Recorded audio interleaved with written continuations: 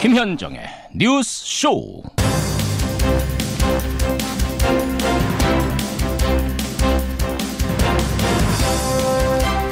So far, so good.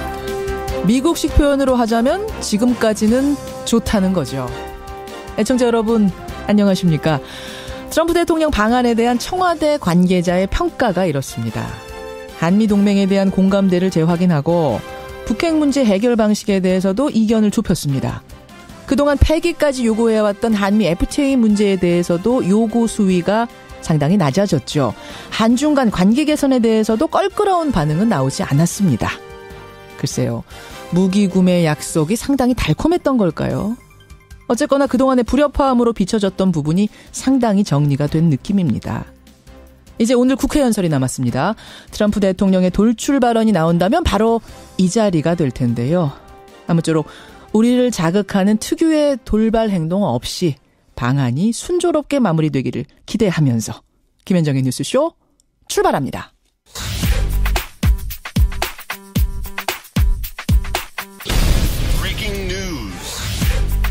김현정의 뉴스쇼가 주목한 오늘의 포인트, 김정훈 기자 나와 있습니다. 어서 오세요, 김 기자. 네네. 오늘 첫 포인트 뭘 볼까요? 네, 트럼프 대통령의 국회 연설입니다. 국회 연설. 어제는 한미 정상회담 있었고 오늘은 국회에서 연설하고요. 네, 미국 대통령의 국회 연설은 지난 1993년 빌 클린턴 대통령에서 24년 만입니다. 그렇군요. 오늘 아무래도 북핵 문제에 대한 단호한 대응, 또 국제사회 공조를 강조할 듯한데 네. 통상 문제도 빠질 수 없죠. 한미 FTA의 개정 필요성을 거듭 언급할 것으로 보입니다. 이런 가운데 트럼프 대통령이 어떤 돌출 발언을 내놓지는 않을지도 지켜봐야 되겠는데요. 어제 정세현 전 통일부 장관이 우리 프로그램에 나와서 우려를 했어요, 이미. 국회 연설은 생방송으로 중계되는 탓에 자칫 조율되지 않은 발언들이 나갈 수 있다. 이런 우려가 나오는 거죠. 사실 어제는 상당히 절제된 표현을 많이 내놨어요. 그래서 이제 국민들 중에는 트럼프 돌발 행동, 돌출 행동 이렇게 유명했는데 네. 생각보다 굉장히 안정적이다 이런 평가들 많이 하시더라고요. 그렇습니다. 특히 대북 메시지들이 비교적 온건했다는 평가인데요. 그렇죠. 대북 외교 전략이 성공했다고 생각하느냐 이런 그 기자의 물음에 네. 성공인지 아닌지 얘기하기 어렵다는 것을 알 것이다. 이렇게만 답을 했고요. 또 북한이 협상 테이블로 나와서 우리와 합의를 끌어내는 것은 북한 주민에게도 또 전 세계 시민들에게도 좋은 것이다. 이렇게 말을 하기도 했네요. 화염과 분노 이런 표현까지 쏟아내던 때하고 비교하면 분명히 어제는 달라진 모습이었는데 오늘 국회 연설은 어떨지 이 부분 지켜보시죠. 다음 포인트 갑니다. 네, 살아있는 권력에 대한 수사입니다. 어제 방송이 끝나자마자 이 상황이 보도가 됐습니다. 네. 검찰이 전병헌 청와대 정무수석 전 보좌관 등을 체포를 했죠. 네, 전병헌 수석이 국회의원이던 시절에 비서관을 지낸 윤모씨 등이 긴급 체포됐고요. 네. 전 수석이 회장을 지냈던 한국 e스포츠협회라고 있습니다. 그 네. 사무실도 압수수색을 받았습니다. 검찰은요, 롯데 홈쇼핑이 지난 2015년에 재승인 허가를 위해서 금품 로비를 벌였는데 그 과정에서 한국 e스포츠협회에 대가성 후원금이 건네졌을 가능성을 살펴보고 있습니다. 당시에 전 수석의 위치가 뭐였어요? 당시 국회 미래창조과학방송통신위원회 야당 간사였거든요. 야당 이게 측 간사. 네, 홈쇼핑 업체 재승인과 관련해서 아무래도 영향을 미칠 수 있던 자리죠. 청와대 핵심 인사와 관련해서 검찰이 수사에 착수한 것은 현 정부 들어서 처음입니다. 이에 대해서 전병헌 수석은 어처구니 없는 심정이다. 어떤 불법에도 관여한 바는 없다. 이렇게 반박은 하긴 했습니다. 파장이 어떻게 될지 지켜보죠. 마지막 포인트 갑니다. 네, 종국을 향하는 MBC 사태입니다. 오늘 김장겸 MBC 사장 해임안이 논의가 되는 거죠? 네, 오늘 오전에 MBC 대주주인 방송문화진흥회 임시이사회가 열립니다. 예. 거기에 김장겸 사장의 해임안이 논의되고요. 예. 앞서 고용주 전 이사장은 자신의 이사장직 불신임안 또 이사 해임 요청안이 처리됐던 지난 2일 이사회에 참석하지 않아서 오늘도 아마 나오지 않을 것 같고요. 현 야권 측 다른 이사들도 세미나 참석을 이유로 불참을 예고했습니다. 결국 오늘 회의에는 현 여권 측 이사들만 참여할 것으로 보여서 해임안 통과 가능성이 높죠. 파업 66일을 맞는 MBC 사태의 분수령을 맞는 것인데 그렇죠. 전국 언론노조 MBC 본부는 김장겸 사장 해임안이 통과되면 업무에 복귀할 것이다. 이렇게 밝힌 상태입니다. 전 MBC 사장, 김장겸 사장 전에 김재철 사장의 경우에는 지금 구속영장이 청구가 됐습니다. 그렇습니다. 예, 여기까지 오늘의 포인트. 김정우 기자 수고하셨습니다. 네. 바른정당 의원 9명의 탈당은 우선 국민의당에 불똥이 튀었습니다. 분열될 것이 뻔히 예견된 바른정당과의 통합, 이건 뭐 정치의 ABC 기본도 모르는. 특히 안 대표가 현 정부 적폐청산을 보복으로 비판한 데 대해 불만이 고조됐고 안 대표의 사퇴를 촉구하기도 했습니다. 국민의당 심상치가 않습니다. 안철수 대표 측과 호남 중진 의원들 간의 갈등이 문제인데요. 먼저 호남 중진 의원들이 안철수 대표를 향해서 바른정당과 합당을 주도한 그 부분에 대해서 책임론을 제기했습니다. 중대 결단까지 요구했습니다. 한마디로 말하면 사퇴하라는 거죠, 대표직을. 그러자 안철수 대표는 이런 모든 투덜거림에 대해 답할 필요가 없다. 끝까지 같이 못할 분이 있더라도 나는 나의 길을 가겠다. 라는 말로 정면 돌파를 선언한 겁니다. 한마디로 말하자면 나가실 분들, 마음에 안 드시는 분들은 나가셔라 라는 의미로도 해석이 되는 거죠. 사실 그동안에도 안 대표와 호남 의원들 간의 마찰은 있어 왔습니다만 지금처럼 이렇게 직접적으로 표출된 적이 없었습니다. 이 분당 상황 어떻게 내부에서는 보고 있을까요? 어느 계파에도 속하지 않고 당을 향해서 가장 날카로운 비판을 해온 분입니다. 국민의당 이상돈 의원 연결을 해보죠. 이상돈 의원님 안녕하세요. 네, 안녕하세요. 네, 오랜만입니다. 오랜만입니다. 네. 일단은 증상 진단을 좀 해볼게요. 지금의 네 분 상황이 어느 정도나 심각한 겁니까? 심각하다고 봐야죠. 왜냐하면 당대표 리더십이 일단 와야 됐으니까요. 근데요, 이것은 예고된 거 아닙니까? 저는 된 거라고 예고된 거라고. 사실 그동안에도 뭐 크고 작은 마찰이야 쭉 있었습니다. 대표로 안철수 대표가 나설 때부터 그렇죠. 심상치는 않긴 했지만 이미 이 정도 상황까지 갈 거라고 내다보셨었어요? 그렇습니다. 이건 뭐 정해진 수순은 가는 거죠. 왜냐 그러면은 이미 안철수 대표가 어떻게 해서 당대표가 다시 됐지만은 정치인으로서의 자산은 이미 고갈돼 버렸죠. 그렇지 않습니까? 왜 자산이 고갈됐다고 생각하세요? 대통령 선거까지 나갔던 건데. 대통령 선거에서 이미 그 자산이 고갈됐다고 봐야죠. 그걸 확인시켜줬다. 네, 그렇죠. 그러니까 더군다나 그 대선 과정에서 제보 조작 사건 뭐 이런 것 등등해서 했는데 다만 우리 당의 어떤 당원 당대상의 어떤 구조적인 문제라고 그럴까요? 뭐 이런 것 때문에. 대표가 됐는데 그 대표가 되고도 당을 통합해서 이끌어갈 생각이 전혀 없었고 통합해서 이끌어갈 생각이 전혀 없었다고 생각하세요? 대표인데 설마 그런 생각? 처음부터 그랬습니다. 그렇게 할 수 없고 한다고 해봤자 말뿐이고 이건 무엇보다 제가 보기에는 그 정치적 판단력이 그 본인이나 그 주변의 이른바 측근들이나 다들 아마추어죠. 그래서 애당초 되지도 않는 뭐 바른정당과 통합한다고 또 우습게 돼버리고 그러니까 박지원 의원님 말씀대로 닭죽통 개돼버렸다. 이제 바보된 거죠. 바보된 거다. 아마추어 안철수 대표와 아마추어 그 측근들이 지금 당을 바보 상태로 만들었다 이렇게 보시는 거예요? 그렇죠. 그 박지원 대표님이 전 대표님이 좀 완곡하게 표현한 게 그게 아닙니까? 네. 그렇게 보세요. 아니 근데 이제 안철수 의원 측에서는 대표 측의 의원들은 뭐라고 얘기하냐면 지금 호남 의원들이 의도적으로 당 대표를 흔들고 있는 거다 이런 얘기 하는데요. 네, 근데 정치인들은 다 의도가 있기 바라는 겁니다. 그런 바람도 있는 것이고 또 하나는 안 대표의 그쪽 사람이라 그러는데 누군가 한번 실명을 대보세요. 누가 있는가? 무슨 말씀이세요, 그게? 네, 그러니까 안 대표 측 사람이다 하지 않습니까? 의원이다 그러는데 그게 누군지 제 말씀은 이렇게 지금 드러냈고 안철수 대표 쪽에 서 있는 의원이 과연 몇이나 있는지 그 미집사하는 거죠. 과연 몇이나 안철수 대표를 지금 따르고 대표라면 모름지기 따르는 사람이 많아야 하는데 얼마나 실명을 내놓고 따르고 있는. 네, 그리고 또 의원이 다 똑같은 의원이 아닙니다. 그 정치적 무게감이 있는 거죠. 몇이나 따르고 있다고 내부에서는 보세요? 몇 명 없다고 봅니다. 몇 명 없다고? 네.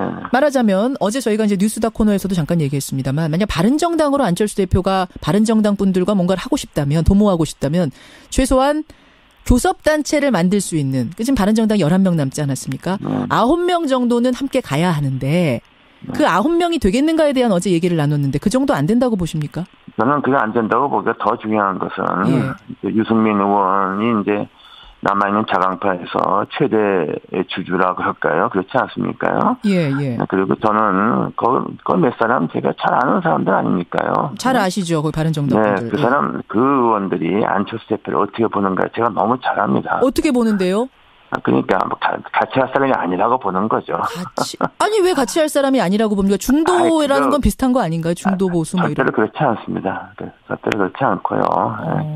어떻게 바라보고 있죠? 역시 아마추어로 바라본단 말씀. 아마추어고 이미 뭐 정치적으로 이제 다 종친 사람이다 이렇게 보고 있는 겁니다. 종친 사람이라고까지. 정치적 자산이 고갈됐다는 게 그 말이죠. 그리고 같이 뭐를 할 사람이 아니다 하고 이미 드러나지 않았습니까? 그러니까 절대로 그런 일이 생기지 않을 겁니다. 절대로 바른정당과 안철수계가 합하기는 어려울 거라고 지금 보세요. 네, 그건 어렵고 그렇게 하게 되면은 그다음 유승민 제가 앉아서 말씀드렸지만은 유승민 의원은 이제 그 정치적인 어떤 미래가 없어지는 거죠. 안철수 대표와 손잡는 순간 미래가 없어진다고요? 네, 그렇습니다. 왜 더 커지는 거 아닙니까? 시너지 내면서 윈윈하면서. 절대로 그렇지 않습니다. 1+1이 2가 됩니까? 모든 세상에.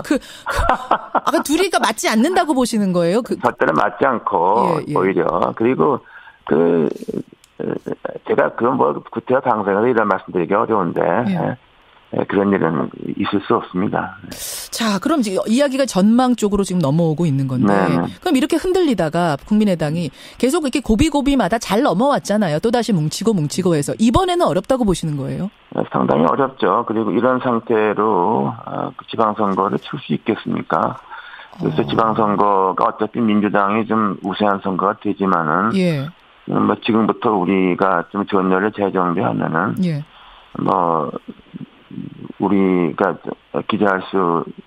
가장 기대할 수 있는 호남에서는 그런 대로 성과를 낼 수 있다고 보는데 이 상태로 가서는 좀 과연 되겠는가 이렇게 걱정하는 의원들이 많죠. 지금 그 말씀은 지방선거를 앞두고 있기 때문에 의원들이 제 갈 길을 찾아야 하는 상황. 물론 지방선거가 결국 총선하고도 연결되는 거기 때문에 따라서 뭔가 움직임이 이번에는 있을 것이다 이렇게 보시는 거군요.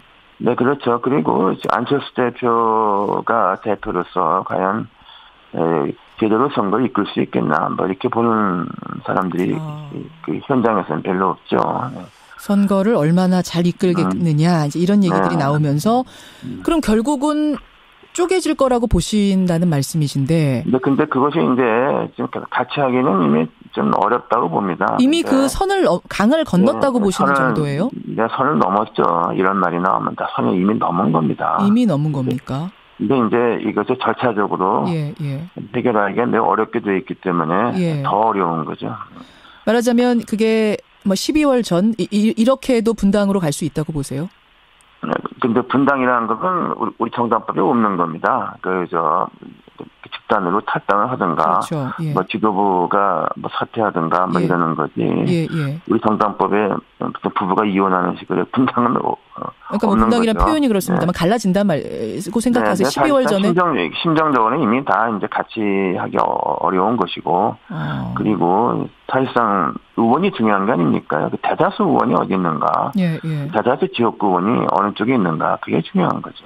그러니까 이쪽 호남 의원들, 호남 중진 의원들 쪽에 손을 들고 있단 말씀이세요? 대다수. 네, 그렇죠. 대다수 지역구 의원들은 다 이쪽이죠. 그러면 사실은 지금 민주당 안에서도 자유한국당의 몸집이 커지면서 제1당 자리 위협받게 생겼으니 국민의당 쪽의 호남 의원들, 뿌리가 같았던 의원들과 합치자는 이야기가 나오고 있습니다. 일부에서. 그쪽으로 그러면 이 호남 의원들이 나와서 갈 가능성 있다고 보십니까? 저는 그럴 가능성은 대단히 희박하다고 봅니다. 어떤 한두 분이 개인적인 행동은 있을 수 있겠지만은 집단적으로 그런 일은 없을 거라고 봅니다. 왜 그렇게 생각하세요? 왜?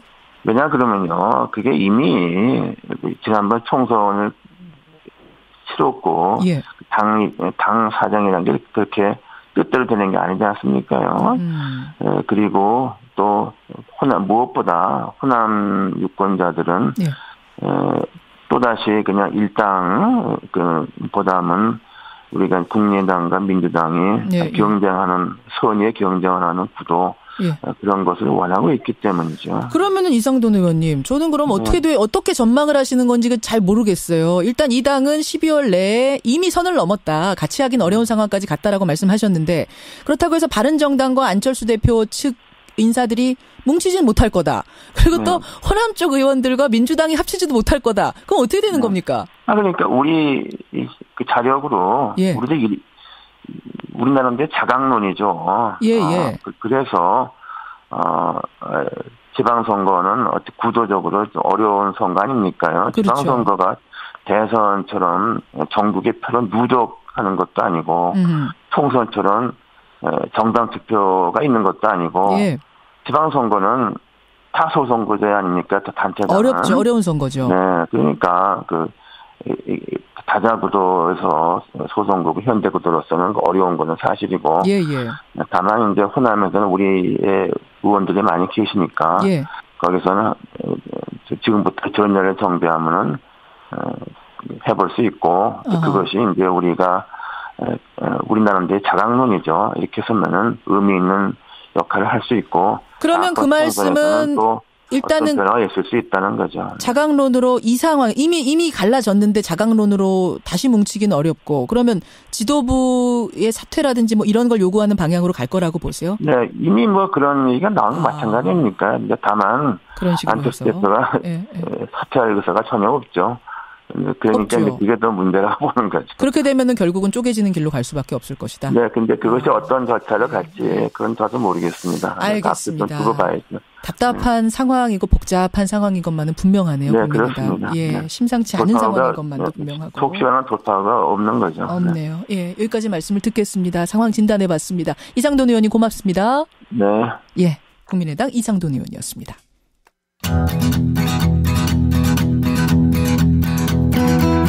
김현정의 뉴스쇼는 청취자 여러분의 참여로 이루어집니다. 트위터, 페이스북, 레인보우 게시판, 그리고 단문 50원, 장문 100원의 유료 문자 샵 1212, 우물정 1212 통해 참여하실 수 있습니다.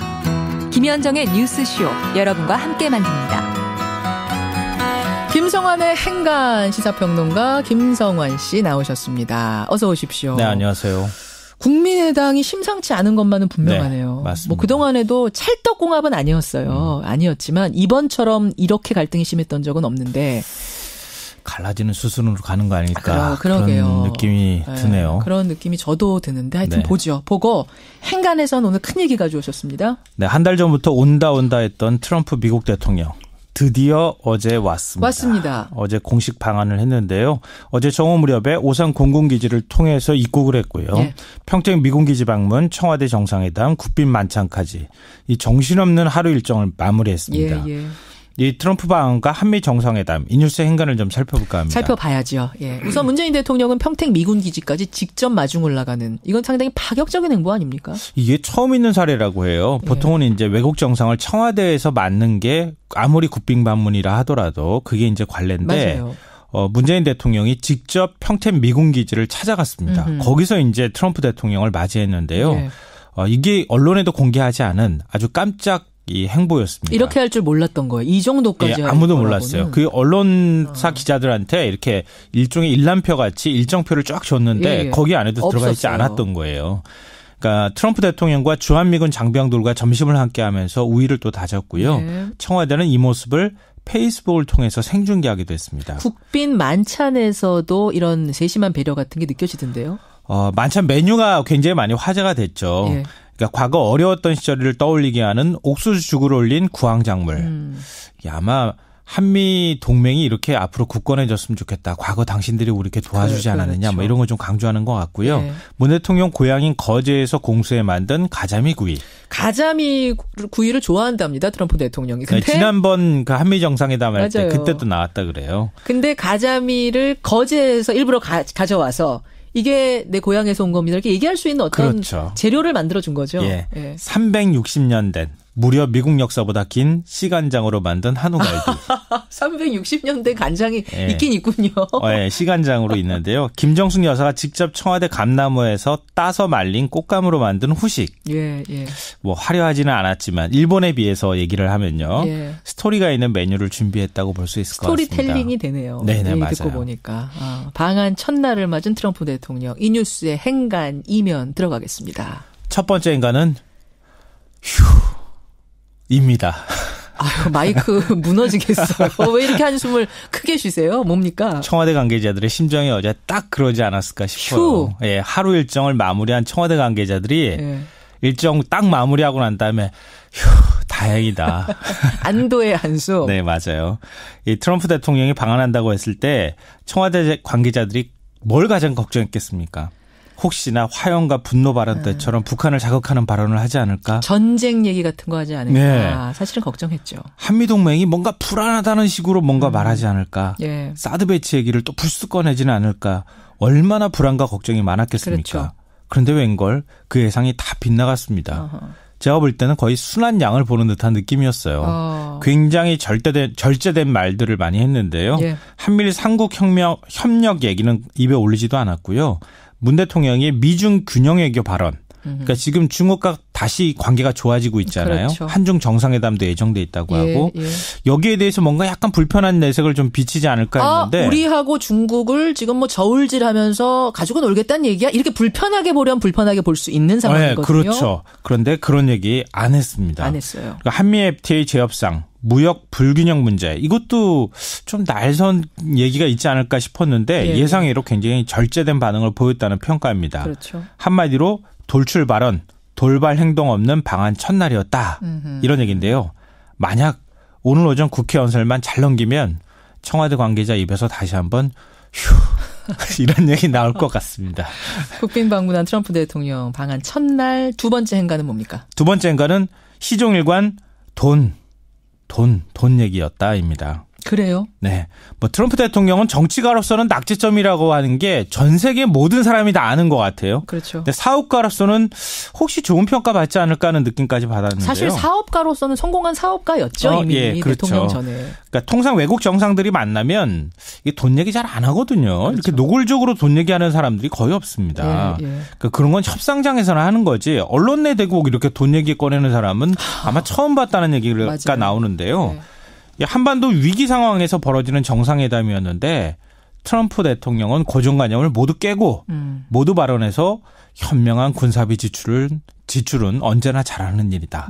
한국 정부가 국방장비를 많이 구입해줘서 감사하다. 무기 많이 사줘서 고맙다는 말을 대놓고 막 해요. 대놓고 막 합니다. 한국에서 수십억 달러에 달하는 장비를 구입하겠다고 말했다. 예. 미국에서 많은 일자리를 창출할 수 있다. 예.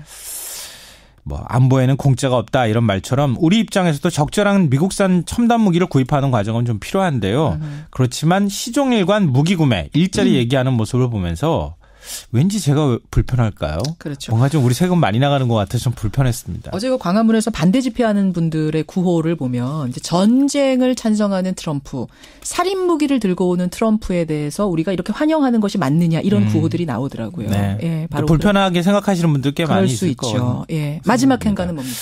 마지막 세 번째 행간은 코리아 패싱은 없었지만 북핵 해법도 없었다입니다. 이건 뭡니까?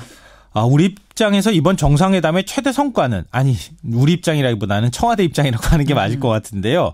코리아 패싱은 없다는 트럼프 대통령 말일 겁니다. 어제 기자회견장에서 한미 정상회담 후 기자회견장에서 코리아 패싱에 대한 아주 직접적인 물음이 있었죠. 네, 기자에. 맞아요. 네, 기자가 질문을 했는데 그렇죠. 한국은 내게 굉장히 중요한 국가다. 한국을 건너뛰는 일은 없을 것이다. 이런 말을 했습니다. 패싱하는 일은 없을 거다. 이런 말이 직접적으로 나왔습니다. 아마 문재인 대통령 입장에서 천군만마를 얻은 느낌이 아니었을까 싶은데요. 예.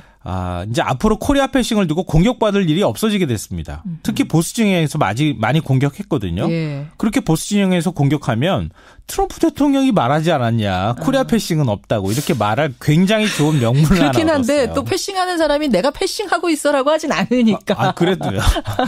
어쨌든 명분상은 그래요. 난 그렇게 무시하지 않는다. 한국을. 네. 우회하지 않는다라고 맞습니다. 분명하게 얘기했습니다. 그러나 북핵 해법도 없었습니다. 맞아요. 그러니까 최대한의 압박과 제재, 한반도 문제의 평화적 해결까지는 갔지만 뭔가 구체적이고 진짜 성과가 있는 북핵 해법 논의가 없었다고 하는 점은 좀 아쉬운 점으로 남을 것 같습니다. 오늘 국회 연설도 지켜보겠습니다. 김성환 씨 수고하셨습니다. 네, 고맙습니다. 어제 평택까지 마중 나가는 대통령 보면서 박필리님은 국민을 위해 뭐든 할 수 있다는 마음이 전달돼서 뭉클했다 하시는 분이 있는가 하면 전영자님은 근데 너무 과도한 마중 아니었느냐 이런 느낌도 드셨다고 평가들을 보내주시네요. 보내주십시오. 2부로 갑니다.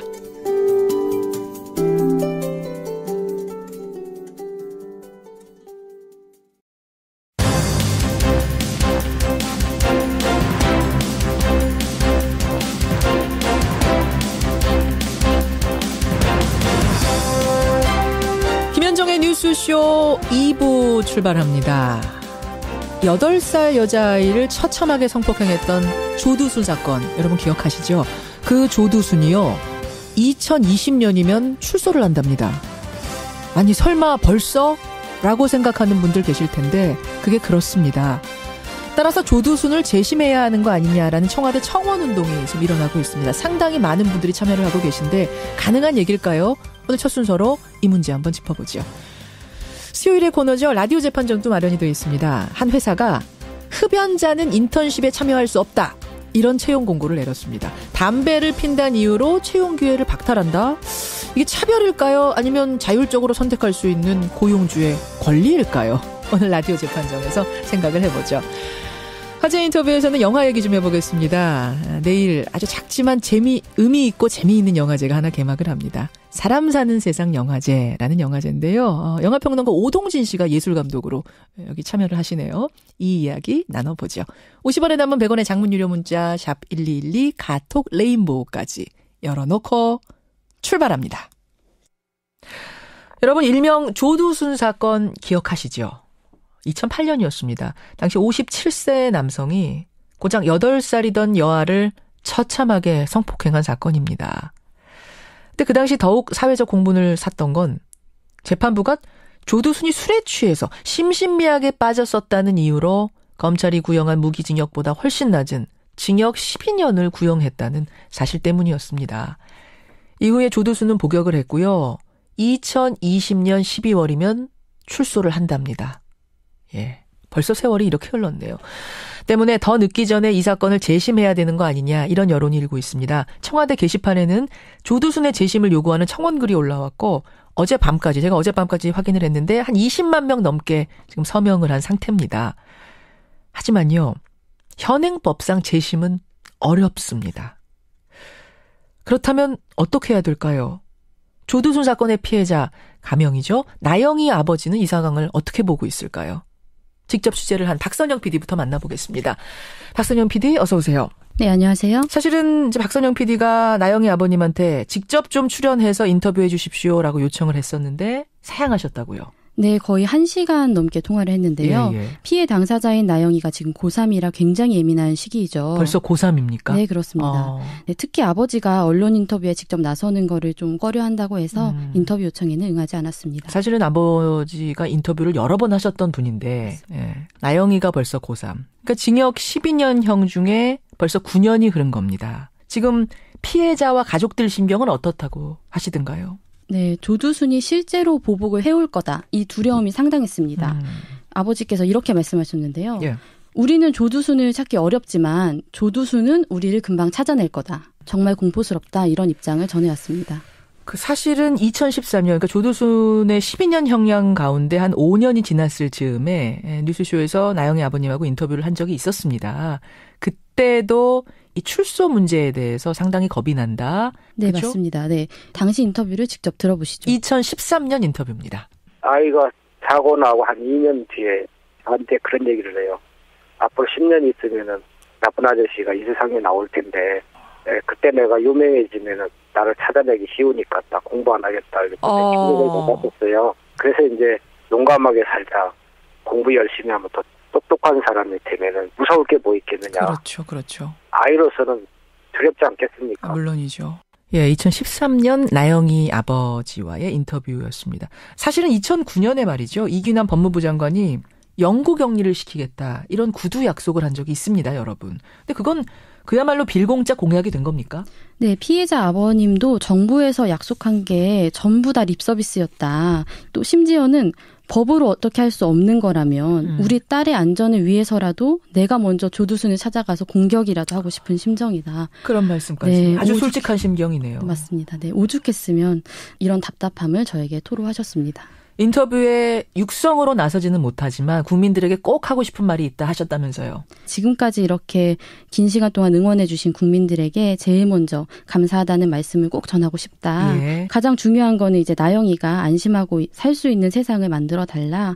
네, 이렇게 당부하셨습니다. 적극적으로 피해자를 보호하는 대책을 마련해 달라. 예. 나영이 아버지의 심경을 어제 취재한 뉴스쇼 박선영 PD였습니다. 수고했습니다. 감사합니다. 사실 법에는 일사부재리 원칙이라는 게 있죠. 동일한 행위에 근거해서 동일한 범죄에 대해서는 2번 유죄 판결을 하지 않는다는 겁니다. 따라서 당시 사회적으로는 참 납득하기 어려운 판결이었지만 이 재심을 한다는 건 법적으로는 불가능합니다. 그렇다면 다른 대안이라도 마련해야 하지 않겠느냐 이렇게 나선 분이 있습니다. 더불어민주당 표창원 의원 연결을 해보죠. 표 의원님 나와 계세요. 네, 안녕하세요. 술을 마셔서 제정신이 아니었다. 심신미약이 인정되면서 징역 12년.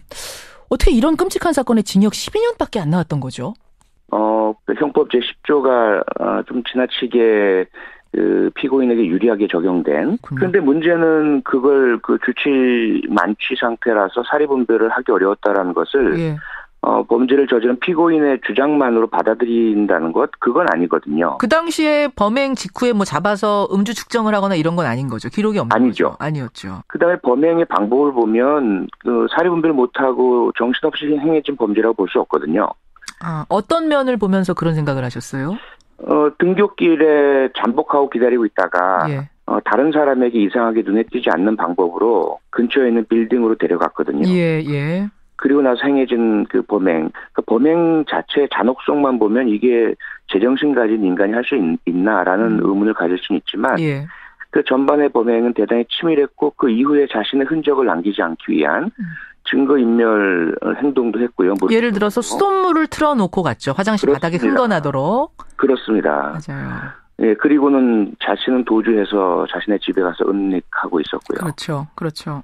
이런 거 봤을 때 치밀하고 계획적으로 된 거지 정말 제정신이 아닌 심신미약 만취 상태에서 벌어진 게 맞느냐라는 부분에 의문부호를 찍을 수밖에 없는 상황이었어요. 그럼에도 불구하고 네, 감형을 상당히 받은 사건. 더 황당한 건요, 표 의원님. 그 당시 12년형이 나왔는데 이거를 피해자 측에서 항소를 한 게 아니라 조두순 측에서 12년형도 많다 이러면서 항소했던 기억이 나요.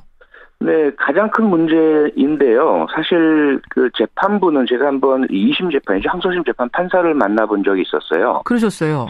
그랬더니 그 판사는 상당히 억울하다는 항변을 하시면서 예. 우리 형법과 형사소송법상 검사가 그러니까 피해자 측이라고 아까 말씀하셨지만 국가 측이죠. 국가에서 항소를 하지 그렇죠. 않으면 예. 형량을 상향시킬 수는 없습니다. 판사가. 그러니까 항소를 한 측이 네. 검찰이 아니라 가해자가 피의자 측이면 1심보다 더 높은 형을 내릴 수 없는 이런 규칙이 있는 거군요. 네, 불가능합니다. 불가능하고. 왜냐하면 항소를 제기한 측의 그 주장을 받아들일 건지 말 것인지를 판단하는 것이지. 예, 예. 항소를 제기하지도 않았는데 예. 국가 측이건 예. 그 피고인 측이건 그쪽의 사정을 봐줘서 그 뜻이 맞다고 심리를 해주는 것이 아니거든요. 항소심. 그런데 더 문제는 뭐냐면 사실 예. 1심 재판 때만 해도 이 사건이 알려지질 않았습니다. 여론에. 네. 그래서 사실 조두순이라는 사람이 대단히 좀 뭐랄까요. 영악한 사람이거든요. 그래요. 그 재판정에 나설 때는 범행 때와 전혀 다른 모습이었어요. 염색도 하고 안경도 끼고 그래서 피해 어린이가 못 알아볼 정도였거든요. 그러면서 이제 판사에게는 읍소를 하면서 내가 원래 이런 사람이 아닌데 정말 미쳤었나 봅니다. 술에 취해서 전혀 기억도 안 나는데 무조건 잘못했습니다. 용서해 주십시오. 이렇게 이제 모습을 보여대니까. 예, 예. 1심 판사는 사실, 경찰 작성 수사 보고서라든지 이런 부분들만 보고서는 현장을 정확하게 체감을 못 하죠. 검찰이 더 문제는 이 주치감경을 깨트리기 위한. 예, 예. 그런 반대 주장을 충분히 못해서 판사 설득을 못한 거거든요. 1심에서는 충분히 이 사건이 알려지지 않았기 때문에 대중들에게. 그렇습니다. 1심에서는 12년형이 확정이 됐고 그 후에 공론화가 되면서 이게 12년형이 말이 되느냐라고 했지만 2심에서는 그보다 더 강한 판결을 내릴 수 없는, 법적으로 내릴 수 없는 상황. 이렇게 되면서 뭔가 어그러진 거군요. 그렇죠. 그리고 특히 이제 그 수사 중에 사실 피해 어린이의 부모님이 국가를 상대로 손해배상 청구 소송을 냈죠. 예. 왜냐하면 검사가 병원에 와서 조사를 한 것이 아니라 검찰청으로 오라고 했고요. 그것도 가서 바로 한 번에 조사가 끝난 것이 아니에요. 처음 조사를 했는데 녹음 장치에 문제가 있었다라고 하면서 다시 하도록 했고. 맞아요. 기억납니다. 여러 차례 했습니다. 예. 그렇게 하고 나서 이제 항소심에서는 사건이 알려지면서 범행의 실상이 더 적나라하게 드러나고 이건 도저히 있을 수 없는 주치감경을 받아들여서 안 된다는 여론이 확산됐는데 이미 검찰이 항소를 하지 않은 상태라서 2심 재판부는 도저히 어떻게 할 수 없는 상황이었던 겁니다. 항소를 그 늦게 나중에 다시 하면 안 돼요? 그런 건 방법이 없습니까? 아니죠. 이미 그 항소 기한이 끝나버렸고 항소심이 열린 상태에서는 항소를 할 수가 없습니다. 방법이 없는 거죠. 되돌릴 수 없는 상황. 네. 그렇게 된 겁니다, 여러분. 그렇게 해서 12년형이 확정된 거고 지금 9년이 흐른 겁니다. 그런데 이대로 조두순이 출두해서는 안 된다라는 여론이 지금 일기 시작했고요. 청와대 청원글에 20만 명이 넘게 참여를 했습니다. 재심을 하자는 건데 법적으로는 재심도 막혀 있죠. 불가능합니다. 불가능이죠. 네, 원천적으로 불가능하고 헌법적으로 불가능합니다. 여러분들 중에는 재심 있었던 적 있지 않느냐 역사에서 보면 라고 하실지 모르지만 그런 경우는 무죄가 확실한데 억울한 옥살이를 한 피의자 그런 경우에 한해서 아주 이례적으로 재심 판결이 있었던 거지 그 외에는 불가능한 거죠. 네, 유죄 판결을 받은 그 범죄자죠. 예. 그가 억울하다는 개인의 인권을 회복하기 위해서 재판에 대해서 다시 한번 심리를 해달라. 특히 그 당시 재판에서 밝혀지지 않았던 새로운 증거가 나타났다든지 새로운 목격자가 나타났다는 전제 조건이 있어야만 재심이 가능하고요. 무죄 판결을 받았는데 다시 유죄를 하겠다. 국가가 원하는 재심은 불가능합니다. 그건 불가능합니다. 피의자가 나 지금 유죄로 옥살이하고 있는데 사실 무죄다라는 게 확실한 증거를 가지고 오면 그때 재심이 가능한 거라 이 경우는 해당이 안 됩니다. 네, 그렇습니다. 그러면 표 의원님, 이 3년밖에 안 남았고 피해자가 이렇게 떨고 있고 어떤 대안이 가능할까요? 유일한 대안은 보완 처분입니다. 보완 처분이 뭐죠? 처벌은요. 형사처벌은 과거에 행해진 범죄에 대해서 벌을 내리는 것이죠.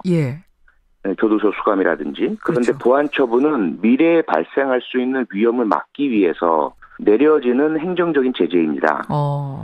지금 우리가 흔히 알고 있는 것은 전자발찌를 찬다든지 또는 신상 공개를 한다든지 화학적 거세를 한다든지 이런 것들이잖아요. 그렇죠. 그중에 일부도 전자발찌 부착도 조두순에겐 부과가 되어 있긴 한데요. 문제는 전자발찌만 찬다고 해서 행동에 대한 제재를 할 수는 없는 거죠. 어디에 있는지만 알 수 있을 뿐이거든요. 그렇죠.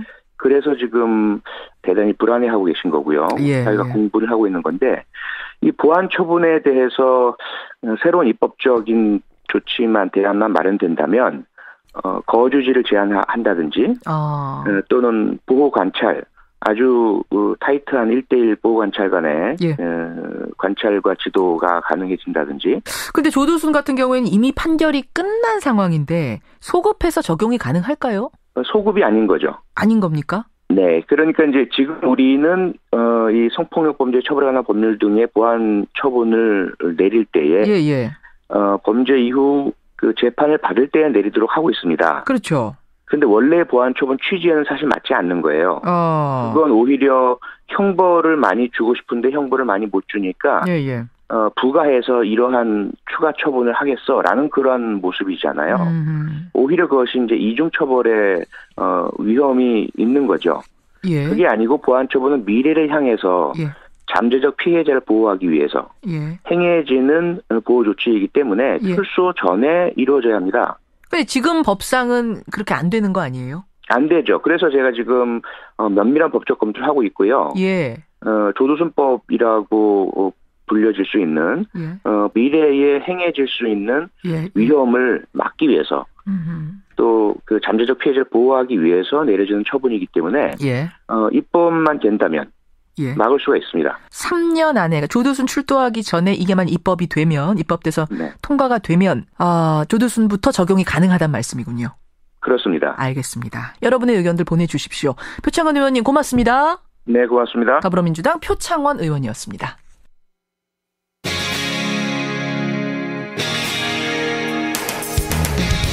여러분께서는 지금 CBS 라디오 김현정의 뉴스쇼를 함께하고 계십니다. 영화는 정치다. 정치는 영화다. 예, 이게 무슨 구호냐고요. 오는 9일, 그러니까 목요일부터 노무현 재단 주최로 사람 사는 세상 영화제라는 것이 개막을 합니다. 벌써 4회째입니다. 근데 이번에 주제가 바로 영화와 정치라 그럽니다. 나흘 동안 서울극장에서 국내외 영화 40여 편이 상영되는데요. 여기에 예술 감독이 바로 영화평론가 오동진 씨입니다. 예, 우리에게도 친숙한 바로 그분.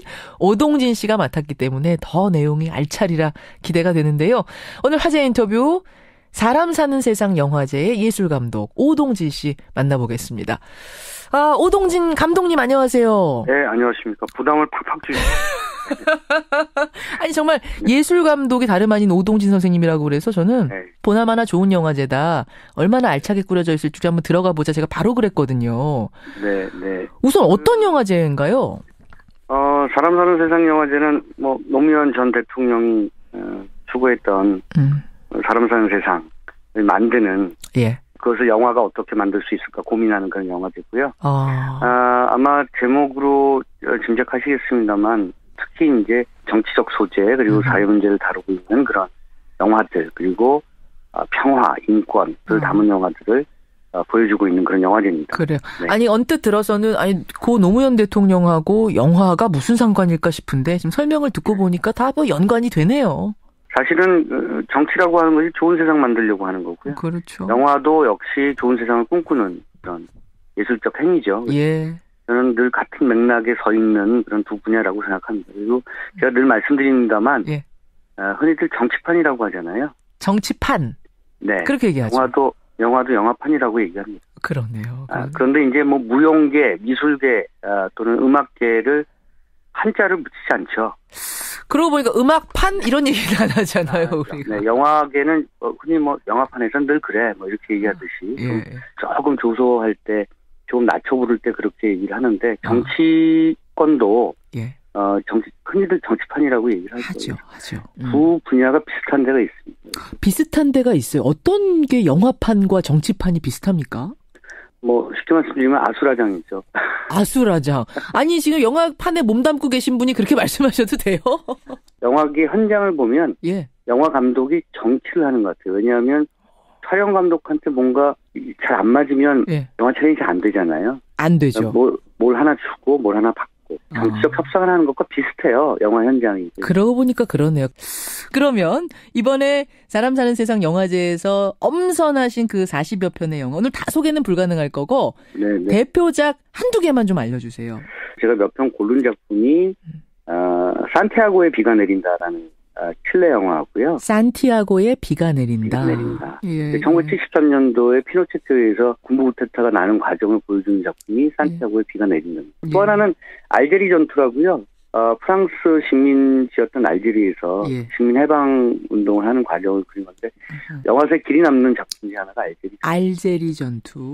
예. 그 노무현 재단 주최인 만큼 노 전 대통령을 기리는 어떤 그런 영화들도 상영이 되나요?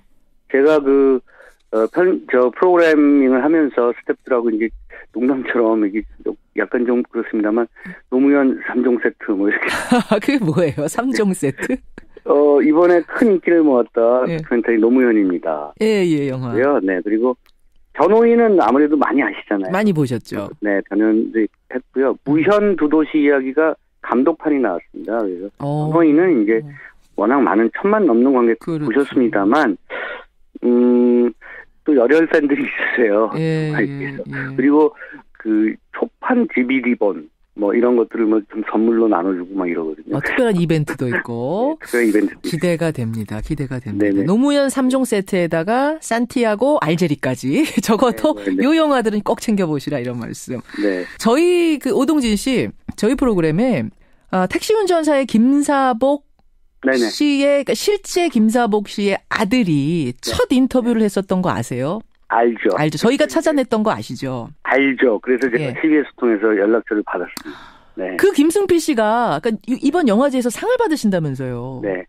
개막식 때 두 가지 부문의 상을 주는데 하나는 사람상, 세상상입니다. 사람상, 세상상. 세상상. 네. 그래서 이 사람상에는 저희가 원래 당초 기획은 택시 운전사가 택시 운전사에게 상을 준다. 그래서 송강호 씨가 실제 택시 운전사였던 김사복 씨에게 광주에서 이분에게 이제 상을 드리는 그런 생각을 했는데 아시다시피 김사복 씨가 이제 고인이 되셨죠. 그렇죠. 네, 그래서 아드님에게 대신 송강호 씨가 시상을 하면 굉장히 좋겠습니다만 송강호 씨가 저기 그 촬영 중이어서 네, 택시 운전사를 만든 감독이 그래요. 시상을 한 걸로 돼 있고요. 예. 그리고 세상상은 어쨌든 MBC의 문제가 해결되기를 기대한다는 측면에서 공범자들을 만든 공범자들 세상상 참 의미가 깊은 영화제네요. 우리 큰 규모 영화제는 아닙니다만 정말 속이 꽉 찬 의미가 깊은 영화제라는 생각이 듭니다.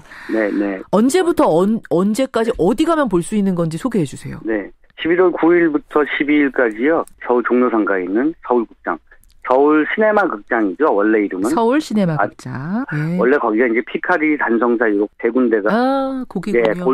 골든 트라이앵글이었죠. 맞아요. 지금은 피카디하고 단성사는 뭐 다른 이름이 됐거나 없어졌습니다만 서울극장 전통의 극장입니다. 그래서 이 영화들 제가 비교적 고민 끝에 많은 작품들을 엄선했으니까 봐주시면 정말 감사드립니다. 나들이 삼아 한번 갔다가 의미 깊은 영화도 하나 딱 보고 오면은 완벽하네요. 네, 아주 알차죠, 휴이지요. 그래요. 오동진 예술감독님, 영화제 잘 치르시고요. 저도 한번 나들이 가겠습니다. 네, 감사합니다. 예. 뉴스쇼와는 뗄래야 뗄 수 없는 분, 오동진 평론가가 이번에는 사람 사는 세상 영화제 예술감독 맡으셨네요. 예, 만나봤습니다.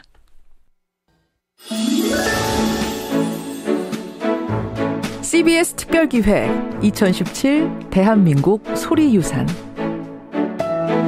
오늘은 이곡당에서 바람을 타고 오는 소리, 검은둥 뻐꾸기 편입니다.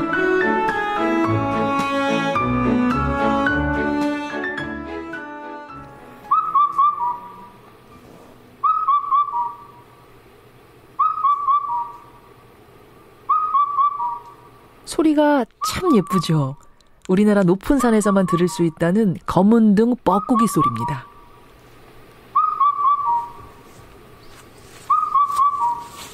이 새소리가요, 검은둥 뻐꾸기예요. 얘들은 이제 여름철 새인데 가을이 되면 걔들은 또 인도네시아를 가요. 겨울을 6개월 동안 따뜻하고 벌레 많으니까 거기 있다가 되게 5월 14일경 전라도 쪽에 도착해요. 흑산도, 백령도 그런 섬에 도착해서 옛날에 거기를 이렇게 옥기어가지고 새가 안 와. 녹음하려고 준비했는데. 근데 자는데 뭐가 들려, 꿈에. 눈을 떠보니까 우러오고 있어. 그래서 방향도 안 맞추고 녹음기를 그냥 파워를 꼭 눌렀어. 근데 녹음이 지금 이렇게 잘 돼 있어요. 와, 거의 7년 동안 그 새를 따라가. 진짜 이게 귀한 거예요. 값으로 치면 굉장히 비싼 거예요. 세박사 윤무부 교수가 힘들게 담아온 이 검은둥 뻐꾸기 소리. 점점 훼손돼가는 자연환경과 우리의 무관심 때문에 검은둥 뻐꾸기 소리는 이제 돈 주고도 못 사는 귀한 소리가 됐습니다. 검은둥 뻐꾸기를 모르니까, 새 자체를. 우리나라 희귀하고 귀하고 사라져가는 새이기 때문에 이 천년기념을 후보지에 들어가도 근데 나라에서 모르고 있어요. 이런 새가 진짜 희귀한 새고 사라져가는 새의 귀한 새. 도심 속 새들은 이제 천덕꾸러기 신세가 되어버렸죠. 지저귀는 새 소리를 즐길 여유, 현대인들에게는 사치가 돼버린 지 오래입니다. 매일매일이 소란스런 하루지만 이 검은둥 뻐꾸기 소리로 쉼표를 찍어보는 여유 한번 가져보면 어떨까요? CBS 특별기획 2017 대한민국 소리유산. 오늘은 검은둥 뻐꾸기 소리를 담아봤습니다. 2017 대한민국 소리유산은 방송통신위원회의 방송통신발전기금을 지원받아 제작한 것입니다.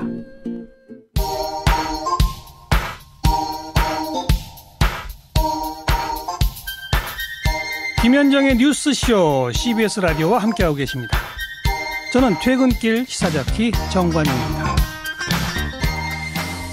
아, 좋네요. 뻐꾸기 소리. 예. 잠깐 힐링하셨죠? 예. 저희 뉴스쇼에서 11월 한 달 동안 특별 기획으로 보내드리고 있습니다. 우리의 소중한 문화유산들을 소리유산이죠. 소리유산을 우리 뉴스쇼의 PD들이 부지런히 취재했습니다. 해외도 다녀왔습니다. 그 특별 기획을 보내드리고 있는 건데 오늘은 정말 좋은 우리의 새소리 감상하셨습니다. 다시 현실로 좀 돌아오죠. 다시 현실로. 조두순 사건, 조두순의 출소가 가까워오고 있습니다. 형량이 너무 낮았던 탓인데요. 이거 재심이 불가능하다면 다른 대안이라도 좀 마련해야 되지 않겠는가? 청와대 청원운동이 일고 있는 이 상황 진단을 해봤습니다. 2249님. 조두순이라니요. 이름만 들어도 불안하네요. 딸 둘을 키우고 있는 엄마로서 언제 터질지 모르는 시한폭탄이 딸 옆에서 왔다 갔다 하는 기분이다. 이거 대책 마련해야 된다. 박준영 님도 성범죄에 대한 처벌 수위가 너무 낮은 것 같습니다. 이거 방법을 좀 만들어야 된다 하셨고, 박소연 님도 이 조두순 사건 확실히 몰랐는데, 확실히 아셨더라도 아마 지금쯤이면 좀 희미해진 분들이 계실 거예요. 입에 올리기 힘들 만큼 잔인하고 심각한 범죄였네요. 사람이 할 짓이 아니었네요. 아무리 술을 먹었어도 그렇지. 고작 12년형? 절대 안 됩니다. 하셨습니다. 김선웅 님도 조두순법 꼭 좀 통과됐으면 좋겠다 하셨습니다. 연민호 님은 아무리 형이 짧았다고 하더라도 다시 징역살이를 하게 하는 거는 이거는 인권 차원에서 맞지 않는 것 같다. 이런 지적을 해주셨는데 사실은 법적으로는 재심이 불가능합니다. 다시 징역살이도 불가능합니다. 한번 재판이 이루어져서 끝났으면 그걸로 끝인 상황인 거죠. 그래서 다른 방법을 좀 찾자.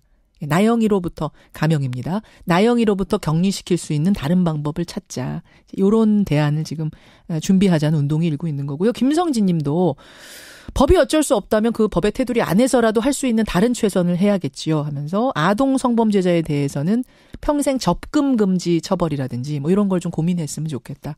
문자들, 대안들 많이 보내주고 계십니다. 고맙습니다.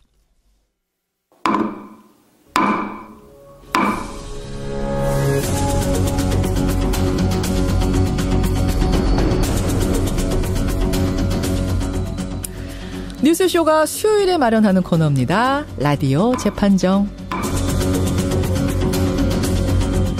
논란이 되고 있는 이슈나 인물을 저희가 스튜디오 재판정 위에 올려놓으면요. 여러분 양측의 변론을 들으시면서 배심원 자격으로 판결 내려주시면 되는 거죠. 양측의 입장을 대변한 변호인 두 분 모셨습니다. 노영희 변호사님 어서 오세요. 네, 뉴스쇼의 대표 인기 프로그램이죠. 라디오 재판정의 노영희 변호사입니다. 또 스스로 인기라고 뭐 인정합니다. 네, 라디오 재판정. 수요일에 한 주의 중심에 있는 코너. 네. 라디오 재판정. 내일 아마 탐정 손수호 나오시면 손변이 또 다른 얘기를 하실 것 같은데 어쨌든 예, 노영희 변호사 나오셨고요. 옆에 어디 가셨어요? 아, 글쎄요. 너무 허전합니다. 네, 열심히 가고 있었는데 지금 이게 참. 백 변호사님 안녕하세요. 네, 안녕하세요. 백성원 변호사입니다. 네, 트럼프 방한 때문인지 모르겠어요. 그러니까 제 시간에 출발하셨는데 지금 차가 굉장히 막혀서 택시 안에. 어쩔 수 없이 지금 일단 제가 전화로 들고 근데 현장에 있는 것과 동일하게 이렇게 하겠습니다. 기대하겠습니다. 네. 음질은 조금 떨어지지만 여러분 좀 양해를 부탁드립니다. 차 안에 꼼짝없이 길에 막혀서 오늘 백 변호사님은 네. 전화로. 열심히 전화로 하겠습니다. 이런 걸 뭐라 그래? 다중 연결 방송이라고 그러나요? 이거 되게 신개념 방송이네요. 신개념 오늘. 네. 다행히 전화 음질 치고 괜찮아요. 한번 가보겠습니다. 백 변호사님. 네. 원래 흡연하시잖아요. 애연 가시잖아요. 아, 저 원래 25년 정도 그렇죠. 담배를 폈었습니다. 근데 요새 전자담배 피시면서 금연 위해서 노력하신다면서요? 네, 지금 뭐 사실 이게 전자담배를 하게 된 게 담배가 냄새도 많이 나고요. 예. 이게 다른 분들한테 이제 간접 흡연 피해도 좀 많이 주고 또 결정적으로 이제 뭐 제 몸에도 좀 썩 좋진 않으니까. 건강에 안 좋고. 네, 그 뭐 전자담배도 뭐 요즘에 유해성 얘기가 나오긴 하지만 그래도 얘가 훨씬 낫다고 해서 요즘 이걸로 이제 변신한 상황이기 때문에 그렇죠. 지금은 요즘에는 그래서 이거를 반흡연가라고 하더라고요. 반? 그러니까 네, 비흡연가가 아니라 반흡연가. 자, 네. 이렇게 건강을 위해서 혹은 사회적인 따가운 시선 때문에 요새 끊는 분들이 많죠, 노 변호사님 주변에도. 네, 제 주변에 사실 피시는 분들이 몇 명 빼고는 정말 거의 없으세요. 정말 예전에는 담배 끊는 사람하고는 말도 섞지 말라고 얼마나 독한 사람들인지 이런 얘기까지 있었는데 요즘에는 안 끊는 분들이 정말 독하신 분들인 것 같아요. 근데 어쨌든 본인들의 건강을 생각해서 네, 조금 끊어주시는 쪽으로 생각을 좀 바꿔주십시오. 자, 바로 이 담배 얘기가 오늘의 재판 주제입니다. 흡연을 한다는 이유로 채용에 불이익을 준 회사가 있습니다. 채용에 불이익을 줬다면 이건 부당한 차별인가? 아니다. 사업주의 자율적인 권한이다. 여러분은 어떻게 생각하십니까? 노 변호사님. 네네. 어떤 논란이에요? 어떤 실제 사건이 있었던 겁니까? 그러니까 최근에 그 신입사원 공채에 들어갔던 한 업체가 네. 채용 공고문에 우리 회사는 건강 증진을 위한 금연 정책을 시행 중이므로 흡연자는 인턴십 참여가 제한될 수 있습니다. 이런 내용의 그런 공고를 올린 거예요. 흡연자는 인턴십 참여가 제한될 수 있단 말은 그러니까 흡연자는 안 뽑을 수 있다 이 얘기예요. 그렇죠. 예. 불이익이 있다. 예. 하지만 이런 식의 그 흡연자라고 하는 이유로 인해서 인턴십 참여 자체를 제한할 수 있다는 것이 예. 이게 직무랑 상관이 없는데도 불구하고 너무 채용을 제한하는 것이어서 차별이 아니냐 이런 얘기가 있었고요. 그래서 네. 논란이 지금 되고 있습니다. 그렇죠. 여러분 어떻게 생각하십니까? 두 변호사 입장부터 확인하겠습니다. 백 변호사님. 일단 저는 제가 지금 반흡연가라고 말씀드렸잖아요. 예. 저는 지금은 담배를 안 피는 사람이라고 전제를 하고 좀 들어주셨으면 좋겠는데. 선입견은 빼고. 네, 그러니까 예. 흡연을 한다는 게 예를 들어서 업무하는 공간에서 흡연을 하는 게 아니잖아요. 그렇죠. 흡연을 하더라도 나가서 흡연을 하기 때문에 다른 사람한테 피해를 주는 건 아닌데, 그러니까 사업주가 그냥 흡연을 한다는 이유로 고용 자체, 인턴십 자체를 제한하는 것 자체는 명백한 차별이죠. 이건 위법입니다. 명백한 차별이다, 위법이다 생각하시면 백변, 위법, 차별 이렇게 보내주시면 되고요. 노 변호사님. 저는 차별 아니다. 이것은 충분히 그 사업주로서는 가능한 그런 정도의 제한이다라고 생각합니다. 사업주가 충분히 이 정도는 선택할 수 있는 권한이 네. 있다. 이건 차별이 아니다 생각하시면 노변, 차별 아니다, 합법 뭐 이렇게 보내주시면 되겠습니다. 50원의 단문 100원의 장문 유료 문자 샵 1212 카톡 레인보우까지 여러분 자유롭게 선택해서 지금부터 보내주시면 됩니다. 본인의 이야기라고 생각하시고요. 나의 자식의 이야기라고 생각하신다면 이걸 어떻게 할 것인가 좀 진지하게 고민을 해주세요. 오늘도 말씀드릴 건 방송 편의상 나눠서 저희가 입장을 드렸다는 거라고 말씀을 일단 드리긴 하는데 백 변호사님. 네. 오늘은 약간의 소신이 들어가 있으실 것 같기도 하고. 오늘은 약간의 소신이 아니고요. 100% 소신입니다. 오늘은 100% 소신입니까? 네. 알겠습니다. 지금부터 문자 주세요. 먼저 백 변호사님. 네. 이게 채용할 때 부당한 차별을 해서는 안 된다는 게 법으로 정해져 있는 겁니까? 네, 일단 고용정책기본법에 보면요. 예. 근로자를 모집 채용할 때 합리적인 이유 없이 성별, 신앙, 연령 등의 이유로가 중요합니다. 등의 이유로 차별해서는 안 된다고 규정을 하고 있어요. 예. 그러니까 물론 성차별해서 안 되고 신앙 예를 들어서 기독교나 불교를 다닌다고 차별하면 안 되고 종교 문제로 나이 때문에 차별하면 안 되는데 나이도 안 되고 결정적으로 이제 등이라는 건 이제 그 외 기타 여러 가지 이유로 차별을 하면 안 된다는 거거든요. 고용을 할 때. 근데 이 등에는 사실 헌법에도 규정했지만 일반적인 행동의 자유라는 게 있어요. 그렇죠. 네, 모든 국민들은 본인이 하고 싶은 대로 할 수 있어요. 다만 다른 사람한테 피해를 주면 안 되죠. 그러니까 예를 들어서 범죄나 이런 걸로. 예. 근데 흡연으로 이제 피해를 준다는 게 예를 들어서 영업장 안에서 일을 하면서 흡연을 하는 그런 구조라면 그거는 당연히 채용할 때 안 뽑을 수 있겠지만 아시겠지만 요즘에 흡연구역 별로 없잖아요. 예. 담배를 피려면 멀리 나가서 한 대 피고 들어와서 일을 하는 거기 때문에 능력과 전혀 상관없이 담배를 피는 사람이다라는 이유로 고용을 제한하는 건 명백한 이건 위법이라고 봐야 될 것 같습니다. 고용정책기본법 제7조에 보면 근로자를 모집 채용할 때 합리적인 이유 없이 성별, 신앙, 연령 등을 이유로 차별해서는 안 된다라고 분명히 적혀 있다. 하지만 네. 이것은 직무 연관성이 없는 경우에는 차별해서는 안 된다라고 돼 있지만 노 변호사님. 네네. 그러네요. 차별해서는 안 된다라고 돼 있는데 지금 노 변호사님은 차별을 하라는 얘기 아닙니까? 근데 이게 아까도 말씀하신 것처럼 다른 사람에게 피해를 주면 안 되는 거잖아요. 예, 예. 그분들이 아무리 기호라고 하더라도. 근데 회사 같은 경우에는 그 회사에 맞는 인재상이 있고 회사가 추구하는 기업 정신이라고 하는 게 있거든요. 근데 그런 것에 적합한 사람을 뽑는 것이 당연해요. 그렇기 때문에 기본적으로 면접 같은 것들을 통해서 인성도 거르고 그 사람의 여러 가지 것들을 보는 거거든요. 그래서 업무랑 직접적으로 연관이 되지 않더라도 예를 들면 회사가 뭐 전 직원의 금연 정책을 시행하고 있다. 근데 여기 이 사람은 혼자만 못 맞춘다. 이렇게 되면 그 사람 때문에 전체적으로 미칠 영향 같은 것들이 있기 때문에 당연히 그 부분에 대해서는 그분을 배제하는 것이 오히려 다른 사람들에 대한 역차별을 방지하는 게 될 수 있다. 이렇게 생각할 수 있거든요. 직무에 지장을 주느냐 안 주느냐 이걸 지금 중요한 선으로 잡으신 거군요. 그런 것도 선으로도 보고 또 중요한 거는 직접적으로 영향을 미치지 않는다 하더라도 그 기업이 추구하는 이미지라든가 기업이 추구하는 방향이라고 하는 것들하고 안 맞는 경우 혹은 인재상 다른 구성원들하고 또 관계가 또 있기 때문에 그런 것들을 다 종합적으로 판단해 보았을 때 당연히 그렇다고 보고요. 지금 아까 백 변호사님이 말씀하신 것 중에 한 가지 업무 시간 동안 나가서 흡연하시는 부분에 대해서 어떻게 설명하실 수 있으실지 좀 궁금해요. 왜냐하면 그 내가 뭐 담배를 피면서 근무하는 게 아니다. 아까 말씀하셨거든요. 나가서 피신다고 말씀하셨는데 그 나가는 게 결국 업무 시간 내내 나가시는 건 아니겠지만 어쨌든 업무 시간 중간에 담배 피러 나가실 거 아니겠습니까? 근데 그런 것들도 사실은 엄격히 따진다면 문제가 될 수 있는 거죠. 백 변호사님. 아까 예를 들어서요. 그러니까 제가 아까 업무 중에는 피는 게 아니라 나가서 피는 거니까 상관없다고 말씀드렸는데 지금 뭐 노 변호사님 그렇게 얘기하신다면 차라리 조건을 그러면 업무 중에 나가서 흡연하는 건 안 된다라고 하고 채용을 하면 되잖아요. 아예 전제로 업무 중에는 안 된다. 제가 예를 들어서 제가 흡연 지금은 뭐 흡연건 아니지만 담배를 핀다고 전제를 하더라도 우리 회사에서 채용이 되면 인턴십 하는 과정에서 나가서 담배를 피우면 안 됩니다. 그러면 참아야죠. 그럴 수는 있어요, 차라리. 근데 그렇게 해서 참아라라고 이제 조건을 달아서 채용하는 건 모르겠지만, 당신은 담배를 피니까 아예 안 돼요. 는 아니에요. 그러니까 예를 들어서 그렇게 설명을 해보면 어떨까요? 우리 사업주는 매운 음식 먹는 거 너무 싫어하니까 매운 음식 먹는 사람은 채용 안 해요. 그럼 뭐가 달라요, 이게?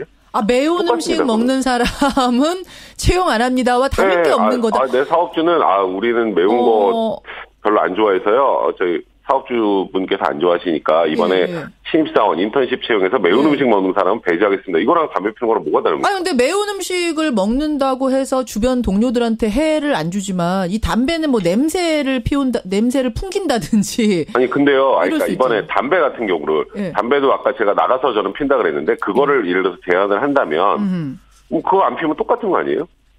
그걸 안 피면. 네, 결국 냄새가 근데 배어 있는 게 있어요. 배어 우리 회사에서는 오래된 냄새. 그러니까 담배를 피는 사람이더라도 우리 사업장 안에서 담배 냄새 풍기는 게 싫으니까 나가서 피는 것도 안 됩니다. 그 조건을 받아들이고 들어갈 수도 있잖아요. 근데 그렇게 들어가는 게 아니라 문제는 이 사람은 담배를 피는 무슨 전과자도 아니고요. 이게. 그러니까 담배를 피는 사람은 채용을 하면 안 된다라는 것 자체는 차별이다. 명백한 차별인 거죠, 이거는. 근무 시간에 안 나가겠다. 약속까지는 할 수 있다. 네네. 하지만 그 약속을 하겠다는 사람조차도 아예 안 된다라고 하는 건 명백한 차별이다, 노 변호사님. 요점은 흡연가에 대해서 우리 회사 이미지하고 맞지 않으니 그분을 채용하지 않을 수 있습니다라고 말하는 것이 위법이냐 아니냐 하는 거잖아요. 예를 들어서 그런 말 자체를 아예 안 하고 면접 같은 곳에서 요즘엔 다 물어보거든요. 흡연하십니까? 이런 식으로. 면접에서. 물어본 다음에 이 사람 흡연하는군. 이러면서 그냥 아예 그 사람을 안 뽑아버리는 거예요. 그것하고 아예 처음부터 정책적으로 우리 회사는 이러이러한 상황에서 이러이러한 기업 정책을 가지고 있으므로 이런 식의 사람들은 제한될 수 있습니다라고 얘기하는 것하고 어떤 게 더 낫습니까? 그러니까 중요한 것은 그 사람이 뭐 흡연 당연히 하실 수 있죠. 흡연 자체를 못하게 하는 건 아닌데 회사라고 하는 것은 기업 이윤을 추구하는 곳이고 또 그 사회 속에서 돌아가는 그런 기업인 것이잖아요. 그런 곳에서 우리 회사의 정책은 이러이러하기 때문에 이런 분들은 안 맞으니까 못 뽑습니다라고 하는 것이 어째서 문제가 된다는 것인지 그것이 인재상을 지금 계속 얘기하고 계시는 거예요. 그 회사의 인재상. 아니 인재상하고 담배랑 무슨 상관이 있어요? 그러니까 예를 들어서 그러니까 이 사람이 능력이 부족하다. 그래서 못 뽑겠다는 오케이예요. 그런데 담배를 핀다는 거하고 지금 우리의 회사 인재상은 이러이러한 사람인데 그 흡연과 무슨 전과자입니까? 그러니까 최근에 우리나라에서 보면 이 담배와 관련된 정책들을 보면요. 흡연하는 사람들은 굉장히 무슨 죄인 취급을 하는 것 같아요. 전과자인 양, 죄인. 보시면 담배값도 많이 올렸죠. 사실 지금 현재 흡연율은 처음에 이 담배값 오르니 많이 떨어질 거라고 생각했지만 그렇지 않고 거의 동일합니다. 실질적으로. 예. 그러니까 담배가 아시겠지만 그렇게 쉽게 끊을 수 있는 게 아니잖아요. 아까 노 변호사님도 처음에 옛날에는 담배 끊는 사람이랑 상종도 하지 말라 그랬는데 라는 그런 얘기가 있는 것처럼 예.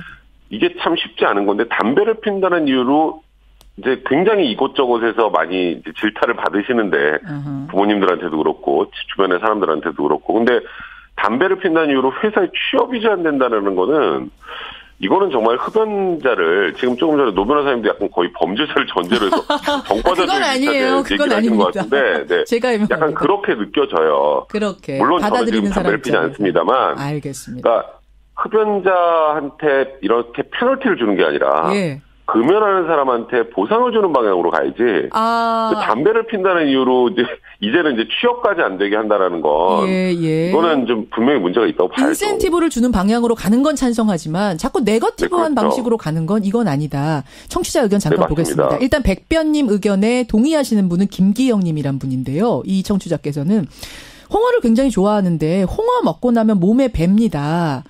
그게 싫다고 해서 그럼 홍어를 좋아하는 사람은 안 된다. 동료들한테 냄새 나게 하니까.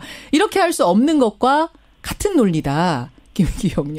이렇게 또 주신 분이 있는가 하면 8599님, 7142님은 아니 개인 회사 아닙니까? 공기업도 아닌데 고용주의 권한 아닐까요? 사주 권한이다에 한 표 던집니다. 이런 분도 계시고요. 반면에 2202님은 백변님에게 한 표 드립니다. 아니 이 정도로 담배가 혐오스러우면 그냥 전매청을 없애는 게 낫지 않겠습니까? 라는 말씀. 반면에 8384님은 노변님에게 한 표. 금연의 의지도 없는 사람이라면 어떤 업무를 성실히 할 수 있겠는가, 독하게 할 수 있겠는가라는 생각으로 인재사항과 연결시킬 수 있다. 이런 논리도 나올 수가 있고. 백 변호사님, 어떻게 보세요? 인재사항을 또 이렇게 연결시킬 수도 있지 않겠는가? 저는 이게 고용에 관련된 부분이 워낙 예민한 부분이기 때문에 제가 처음에 시작에 말씀드렸던 고용정책 기본법이라는 게 있잖아요. 그러니까 어떤 방식으로든지 합리적인 이유 없이 차별하면 안 돼요. 합리적인 이유가 중요하다. 네, 그러니까 이게 지금 개인 회사니까 뭐 뽑는 사람 마음이지라고 생각하시는 분들도 계시겠지만 이 취업 기회의 균등한 보장이라는 거는 굉장히 중요한 문제이기 때문에 고용정책 기본법에서도 규정을 하는 것처럼 어떤 이유든 합리적인 이유 없이 차별하면 안 되는데 흡연을 한다는 게 과연 합리적인 이유냐가 되게 중요한 거잖아요. 합리적인 이유가 과연 흡연이라는 게 될 수 있는가, 채용을 거부하는 이유가 될 수 있는가를 합리적으로 제가 계속 강조하는 거지만 이게 업무장 안에서 피는 것도 아니고 심지어 나가서 피는 거고 그것도 제한하는 걸 받아들이는 것까지 오케이인데 그냥 담배를 핀다는 이유만으로 이 사람은 정말 능력도 있는데 이 사람은 흡연가니까 고용이 안 되라고 하는 건 이건 명백하게 고용정책 기본법에도 반하는 거고요. 자, 이 부분을 가지고 아마 마무리를 지금 지어야 될 것 같은 상황인데요. 노 변호사님, 합리적인 기준이 있으면 거부할 수 있다. 회사가 인재로서 거부할 수 있다. 뽑는 것을. 하지만 어떻게 담배가 합리적인 이유가 되느냐 이 부분입니다. 저는 그게 왜 합리적인 이유가 안 되는지 모르겠는데 일단 유럽위원회가 있는데 유럽위원회에서는 2006년 8월 5일에 기업에서 채용 공고를 낼 때 흡연자 제외라고 하는 문구를 넣는다라고 하더라도 이것은 흡연자를 차별하는 것이 아니고 흡연자에게 동등한 취업기회를 제공하지 않는 것도 아니다. 유럽에서는 반차별법이 효력이 있지만 흡연이라고 하는 것은 반차별의 내용에 해당되지 않는다라는 식으로 공식 선언한 게 있습니다. 무슨 말이에요? 좀 복잡하네요. 그러니까 유럽 기업에서는 2006년도부터 흡연자를 처벌하지 않아도 그러니까 흡연자를 채용하지 않아도 차별이 아니라고 공식적으로 선언했다는 얘기고요. 2006년부터. 그래요? 일본 기업에서도 2002년부터 사실은 금연 정책을 그러니까 흡연자들을 채용하지 않는 정책을 펼친 회사가 있었었는데 이 회사도 마찬가지로 2012년부터 공식적으로 이러한 식의 그 천명을 하고 있습니다. 유럽에서는 일종의 질병처럼 지금 다루고 있다는 얘기예요. 왜냐하면 흡연이라고 하는 것은 질병으로 분류가 되어 있고 이것이 끼치는 해악이 너무 많기 때문에 본인의 기호가 많이 그렇다면 그런 사람들을 뽑는 곳으로 가시면 된다는 겁니다. 그래서 합리적인 기준이 될 수 있다. 자, 1분 남았습니다, 여러분. 지금 여러분의 문자는 생각보다 굉장히 팽팽하게 들어옵니다. 양쪽 다 일리가 있다는 얘기죠. 청취자 의견을 끝으로 봐야 되겠습니다. 이시훈님. 아까 홍어 냄새 배는 것과 담배 냄새 배는 거를 비유한 청취자가 계셨는데 이분은 저희 사무실에 방귀를 자주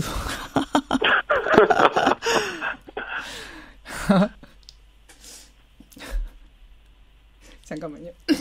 방귀 같은 것하고 홍어 냄새하고 같다 이렇게 생각하시는군요. 지금 기본적으로 그 흡연이라고 하는 것이 사실은 이제 문제시되고 너무 지나치게 죄악시되는 게 아닌가라고 하는 얘기가 있는데 그 점에 대해서 어느 정도 저도 동의를 합니다만은 그럼에도 불구하고 그런 것이 전체적으로 어떤 영향을 미치는지 좀 생각해 봐야 될 것 같습니다. 자, 정리를 좀 하겠습니다. 이분이 좀 재밌는 문자를 보내주셨는데 제가 다 읽지를 못하겠어요. 웃음이 터질 것 같아서. 비교를 그렇게 하신 거예요. 자, 여러분의 의견 들어왔습니다. 이렇게 정리가 됐습니다. 오늘 팽팽하네요. 그러니까 흡연을 한다는 이유로 채용을 거절하는 것. 이게 법적으로 타당한가 아닌가. 여러분의 의견은 58대 42, 58대 42로 합법이다. 노 변호사의 편을 들어주셨습니다. 백 변호사님. 네. 안 오신 게 좀 영향 끼쳤어요. 그러니까요. 근데. 안 오신 건 아니고 못 오신 겁니다만, 막혀서. 흡연자들이 이제 세금도 많이 내고, 국민건강 증진 부담금이라는 것도 굉장히 많이 내고요.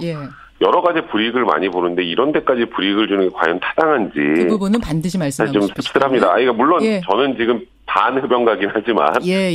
참 좀 씁쓸한 좀 세태인 것 같네요. 그러니까 이 급연자들에 대한 따가운 시선, 다른 대안을 마련해주지 않으면서 무조건 피지 마라 하는 것도 없고 팔면서 전매청에서 그것도 그러니까 아예 그러면 우리나라에서 금지를 해야죠. 파는 거를 이 정도로 취업도 안 되는 거라면. 아까 청취자 의견도 하나 그런 게 들어왔습니다만 마지막 박 변호사님의 한마디였습니다. 노 변호사님 한마디. 네, 제가 흡연자분들을 미워하거나 싫어하는 게 아닙니다. 여러분들 오해하지 마시고요. 저는 흡연자분들 되게 좋아합니다. 그래요. 여러분의 의견도 상당히 많이 들어옵니다. 이 담배 금연에 대한 얘기하면 많은 분들이 문자를 보내주시는데요. 9512님의 멘트 문자로 제가 마지막 마무리를 하죠. 노 변호사님의 인사 멘트가 갈수록 매력적으로 다가온다. 고맙습니다. 고맙습니다. 다음 주부터 저도 준비 좀 하겠습니다. 백 변호사님. 네. 한 30분 일찍 나오셔야겠어요. 혹시나 몰라서. 그러니까요. 네, 다음 주에는 꼭 얼굴 보고 싶습니다. 네네, 죄송합니다. 고맙습니다. 다음 주에는 얼굴 보고 얘기하겠습니다. 예, 라디오 재판정 백성문 변호사, 노영희 변호사 고맙습니다. 네, 고맙습니다. 네, 고맙습니다. 예, 트럼프 대통령이 방한 중에 있죠. 오늘 오전 10시 45분쯤에 국회에 도착합니다. 1층 출입구를 통해서 본청으로 입장을 하고요. 일단 국회의장 접견실에서 국회의장과 10여 분간 환담을 나눈답니다. 그리고 11시부터 550명의 참관인을 앞에 두고 본회의장에서 한 20분 정도 연설을 하게 되는데요. 이 자리에서는 아마도 북핵에 대한 얘기가 나올 것 같고 지금 일본 언론들 보도로는 그 납치 문제, 납북 문제에 대해서 인권 침해를 논할 가능성이 있다. 이런 예측도 나오고 있네요. 어떤 이야기가 나올지 관심 있게 보고 내일 뉴스쇼에서 다뤄보죠. 고맙습니다.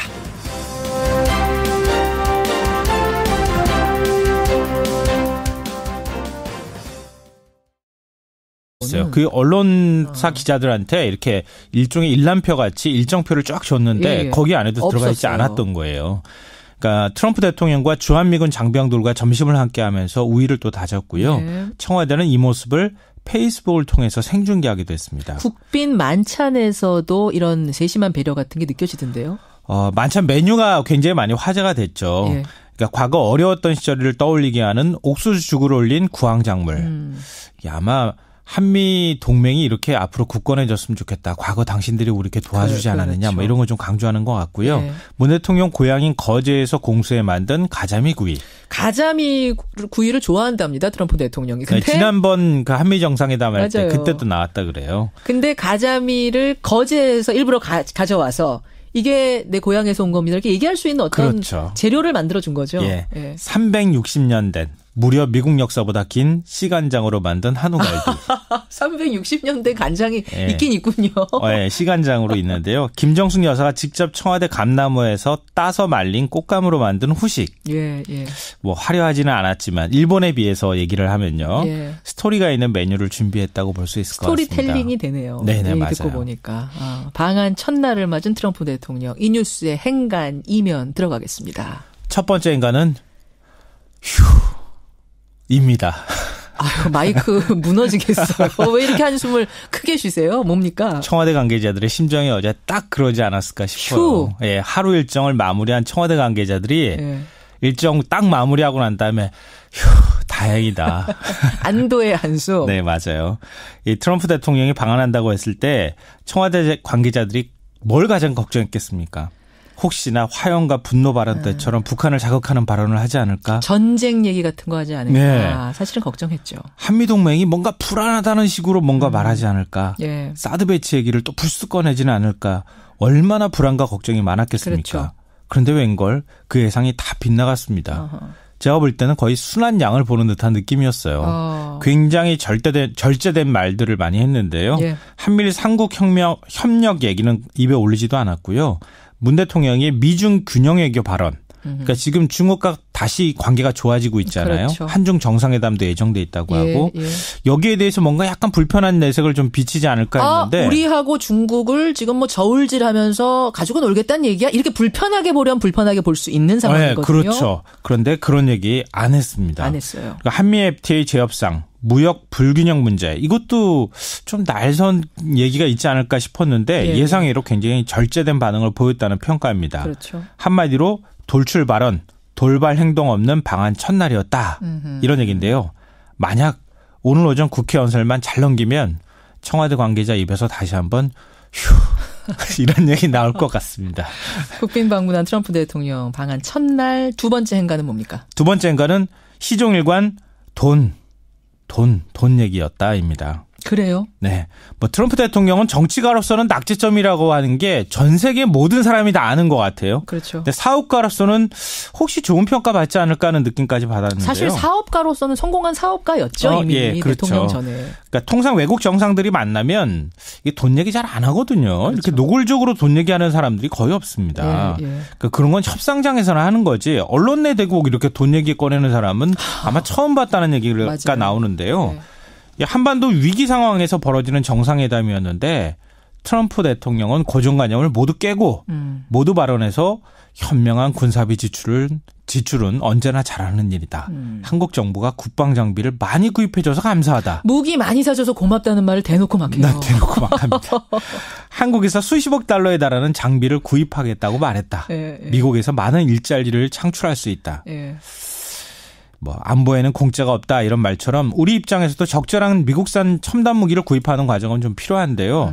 그렇지만 시종일관 무기 구매, 일자리 얘기하는 모습을 보면서 왠지 제가 불편할까요? 그렇죠. 뭔가 좀 우리 세금 많이 나가는 것 같아서 좀 불편했습니다. 어제 그 광화문에서 반대 집회하는 분들의 구호를 보면 이제 전쟁을 찬성하는 트럼프, 살인 무기를 들고 오는 트럼프에 대해서 우리가 이렇게 환영하는 것이 몸집이 커지면서 제1당 자리 위협받게 생겼으니 국민의당 쪽의 호남 의원들, 뿌리가 같았던 의원들과 합치자는 이야기가 나오고 있습니다. 일부에서.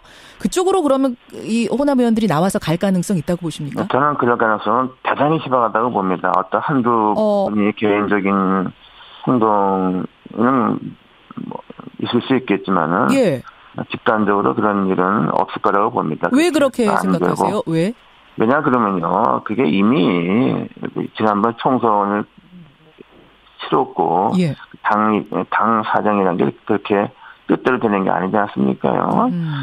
그리고 또 무엇보다 호남 유권자들은 또다시 그냥 일당 보다는 우리가 국민의당과 민주당이 경쟁하는 선의의 경쟁을 하는 구도 그런 것을 원하고 있기 때문이죠. 그러면은 이상돈 의원님, 저는 그럼 어떻게 전망을 하시는 건지 잘 모르겠어요. 일단 이 당은 12월 내에 이미 선을 넘었다. 같이 하긴 어려운 상황까지 갔다라고 말씀하셨는데 그렇다고 해서 바른정당과 안철수 대표 측 인사들이 뭉치진 못할 거다. 그리고 또 호남 쪽 의원들과 민주당이 합치지도 못할 거다. 그럼 어떻게 되는 겁니까? 그러니까 우리 그 자력으로 우리나라인데 자강론이죠. 그래서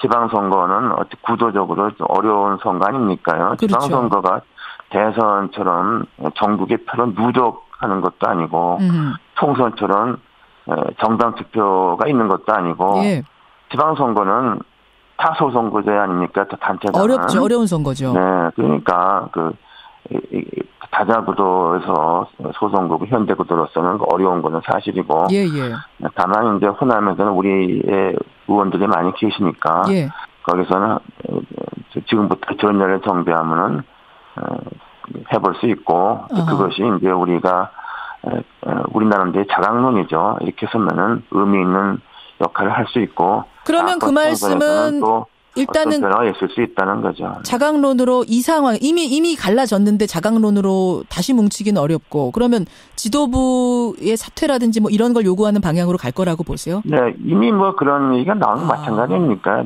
다만 안철수 대표가 사퇴할 의사가 전혀 없죠.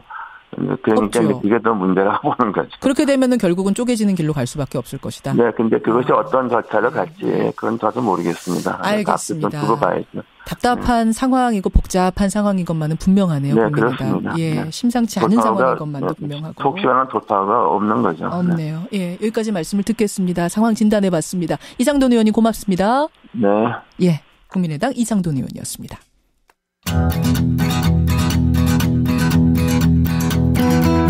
김현정의 뉴스쇼는 청취자 여러분의 참여로 이루어집니다. 트위터, 페이스북, 레인보우 게시판, 그리고 단문 50원, 장문 100원의 유료 문자 샵 1212, 우물정 1212 통해 참여하실 수 있습니다. 김현정의 뉴스쇼, 여러분과 함께 만듭니다. 김성환의 행간 시사평론가 김성환 씨 나오셨습니다. 어서 오십시오. 네, 안녕하세요. 국민의당이 심상치 않은 것만은 분명하네요. 네, 맞습니다. 뭐 그동안에도 찰떡궁합은 아니었어요. 아니었지만 이번처럼 이렇게 갈등이 심했던 적은 없는데 갈라지는 수순으로 가는 거 아닐까 그러게요. 그런 느낌이 드네요. 그런 느낌이 저도 드는데 하여튼 보죠. 보고 행간에선 오늘 큰 얘기 가져오셨습니다. 네, 한 달 전부터 온다 했던 트럼프 미국 대통령. 드디어 어제 왔습니다. 어제 공식 방한을 했는데요. 어제 정오 무렵에 오산 공군기지를 통해서 입국을 했고요. 예. 평택 미군기지 방문, 청와대 정상회담, 국빈 만찬까지 이 정신없는 하루 일정을 마무리했습니다. 예. 이 트럼프 방한과 한미 정상회담, 이 뉴스의 행간을 좀 살펴볼까 합니다. 살펴봐야죠. 예. 우선 문재인 대통령은 평택 미군기지까지 직접 마중 올라가는 이건 상당히 파격적인 행보 아닙니까? 이게 처음 있는 사례라고 해요. 보통은 이제 외국 정상을 청와대에서 맞는 게 아무리 국빈 방문이라 하더라도 그게 이제 관례인데 맞아요. 문재인 대통령이 직접 평택 미군기지를 찾아갔습니다. 거기서 이제 트럼프 대통령을 맞이했는데요. 예. 이게 언론에도 공개하지 않은 아주 깜짝 이 행보였습니다. 이렇게 할 줄 몰랐던 거예요. 이 정도까지. 예, 아무도 몰랐어요. 김현정의 뉴스 쇼.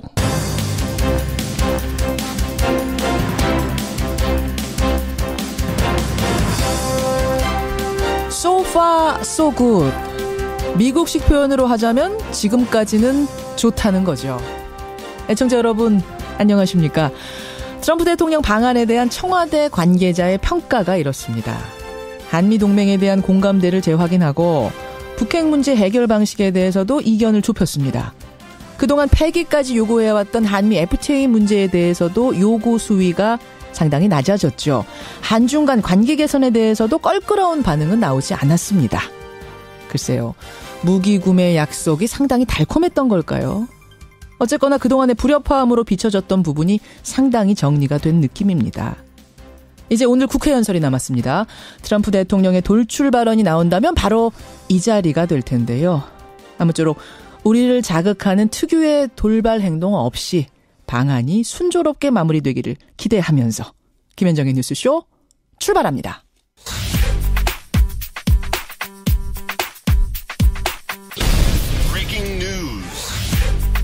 김현정의 뉴스쇼가 주목한 오늘의 포인트 김정훈 기자 나와 있습니다. 어서 오세요, 김 기자. 네네. 오늘 첫 포인트 뭘 볼까요? 네, 트럼프 대통령의 국회 연설입니다. 국회 연설. 어제는 한미 정상회담 있었고 오늘은 국회에서 연설하고요. 네, 미국 대통령의 국회 연설은 지난 1993년 빌 클린턴 대통령이 있어 24년 만입니다. 그렇군요. 오늘 아무래도 북핵 문제에 대한 단호한 대응 또 국제사회 공조를 강조할 듯한데 네. 통상 문제도 빠질 수 없죠. 한미 FTA의 개정 필요성을 거듭 언급할 것으로도 보입니다. 이런 가운데 트럼프 대통령이 어떤 돌출 발언을 내놓지는 않을지도 지켜봐야 그렇죠. 되겠는데요. 어제 정세현 전 통일부 장관이 우리 프로그램에 나와서 우려를 했어요 이미. 국회 연설은 생방송으로 중계되는 탓에 자칫 조율되지 않은 발언들이 나갈 수 있다. 이런 우려가 나오는 거죠. 사실 어제는 상당히 절제된 표현을 많이 내놨어요. 그래서 이제 국민들 중에는 트럼프 돌발 행동, 뭐 돌출 행동 이렇게 유명했는데 생각보다 굉장히 안정적이다 이런 평가들 많이 하시더라고요. 그렇습니다. 특히 대북 메시지들이 비교적 온건했다는 평가인데요. 그렇죠. 대북 외교 전략이 성공했다고 생각하느냐 이런 그 기자의 물음에 네. 성공인지 아닌지 얘기하기 어렵다는 것을 알 것이다. 이렇게만 답을 했고요. 또 북한이 협상 테이블로 나와서 우리와 합의를 끌어내는 것은 북한 주민에게도 또 전 세계 시민들에게도 좋은 것이다. 이렇게 말을 하기도 했네요. 화염과 분노 뭐 이런 표현까지 쏟아내던 때하고 비교하면 분명히 어제는 달라진 모습이었는데 오늘 국회연설은 어떨지 이 부분 지켜보시죠. 다음 포인트 갑니다. 네, 살아있는 권력에 대한 수사입니다. 어제 방송이 끝나자마자 이 상황이 보도가 됐습니다. 네. 검찰이 전병헌 청와대 정무수석 전 보좌관 등을 체포를 했죠. 네, 전병헌 수석이 국회의원이던 시절에 비서관을 지낸 윤모 씨 등이 긴급 체포됐고요. 네. 전 수석이 회장을 지냈던 한국 e스포츠협회라고 있습니다. 그 네. 사무실도 압수수색을 받았습니다.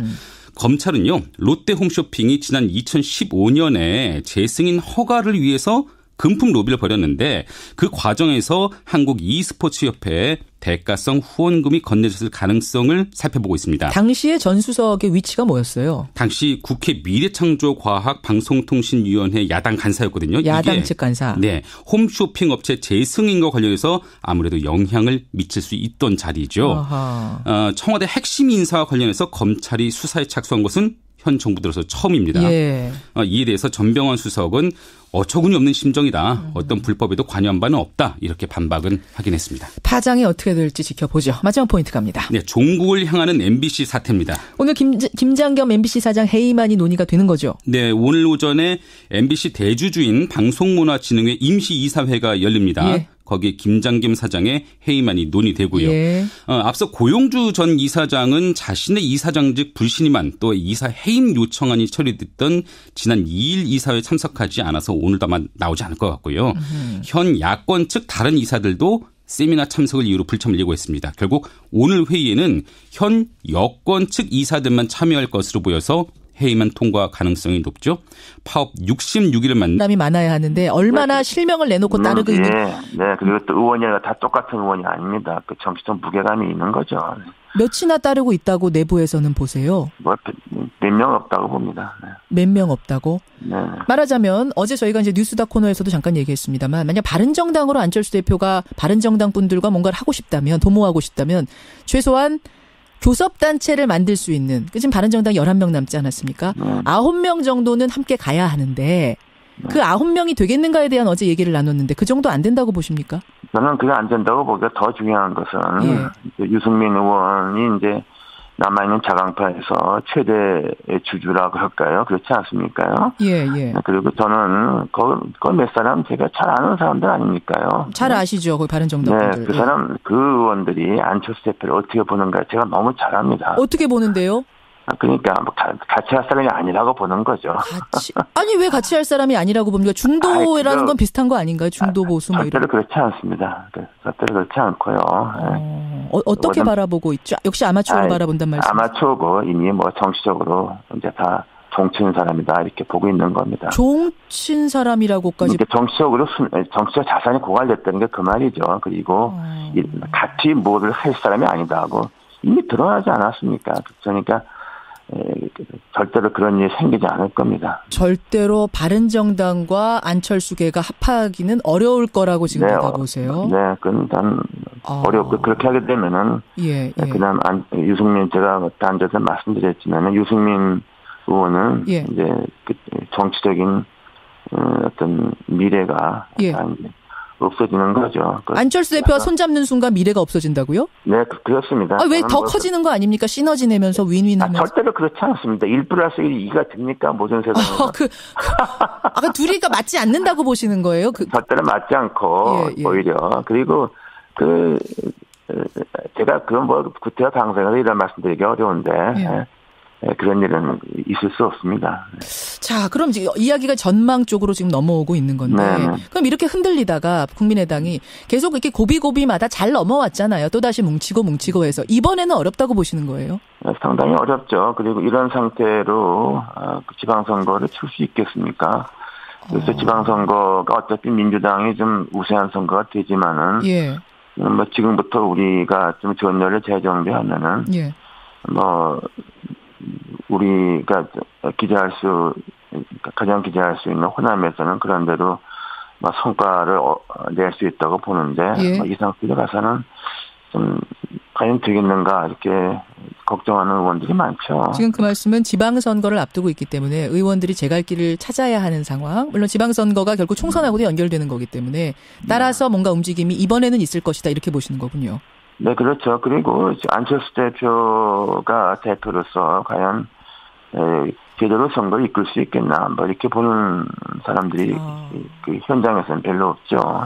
선거를 얼마나 잘 이끌겠느냐 이제 이런 얘기들이 나오면서 그럼 결국은 쪼개질 거라고 보신다는 말씀이신데. 네, 근데 그것이 이제 지금 같이 하기는 이미 좀 어렵다고 봅니다. 이미 그 강을 건넜다고 보시는 정도예요? 네, 선을 넘었죠. 이런 말이 나오면 다 선을 이미 넘은 겁니다. 이미 넘은 겁니까? 근데 이제 이것을 절차적으로 해결하기가 매우 어렵게 되어 있기 때문에 더 어려운 거죠. 말하자면 그게 12월 전 이렇게 해도 분당으로 갈 수 있다고 보세요? 근데 분당이라는 것은 우리 정당법에 없는 겁니다. 집단으로 탈당을 하든가, 그렇죠. 지도부가 사퇴하든가, 이러는 거지. 우리 정당법에 부부가 이혼하는 식으로 분당은 그러니까 분당이라는 표현이 그렇습니다만 갈라진단 말고 생각하세요. 12월 전에. 심정적으로는 이미 다 이제 같이 하기 어려운 것이고, 그리고 사실상 의원이 중요한 게 아닙니까? 대다수 의원이 어디 있는가? 대다수 지역구 의원이 어느 쪽에 있는가? 그게 중요한 거죠. 그러니까 이쪽 호남 의원들, 호남 중진 의원들 쪽에 손을 들고 있단 말씀이세요? 대다수. 네, 그렇죠. 대다수 지역구 의원들은 다 이쪽이죠. 그러면 사실은 지금 민주당 안에서도 자유한국당의 MBC 사태에 분수령을 맞는 것인데, 그렇죠. 전국 언론노조 MBC 본부는 김장겸 사장 해임안이 통과되면 업무에 복귀할 것이다 이렇게 밝힌 상태입니다. 전 MBC 사장, 김장겸 사장 전에 김재철 사장의 경우에는 지금 구속영장이 청구가 됐습니다. 그렇습니다. 여기까지 오늘의 포인트. 김정우 기자 수고하셨습니다. 네. 바른정당 의원 9명의 탈당은 우선 국민의당에 불똥이 튀었습니다. 분열될 것이 뻔히 예견된 바른정당과의 통합, 이건 정치의 ABC 기본도 모르는. 특히 안 대표가 현 정부 적폐청산을 보복으로 비판한 데 대해 불만이 고조됐고 안 대표의 사퇴를 촉구하기도 했습니다. 국민의당 심상치가 않습니다. 안철수 대표 측과 호남 중진 의원들 간의 갈등이 문제인데요.